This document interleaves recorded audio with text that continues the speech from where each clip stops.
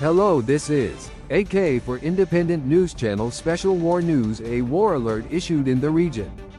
Sirens have been activated after reports that several U.S. bases in UAE, Qatar, Saudi Arabia, Bahrain, tensions in the Middle East have escalated sharply after reports of attacks on several U.S. military bases across the Gulf region.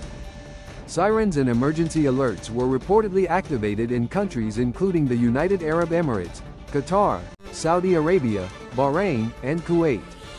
These developments come amid rising tensions involving the United States and Iran, with fears that the conflict could spread across the Middle East. Authorities in several countries have issued war alerts and security advisories, urging residents to remain calm and follow official instructions. Governments are also asking people not to spread unverified information on social media as the situation continues to evolve. The region remains on high alert as the world closely watches the next developments in this rapidly unfolding crisis.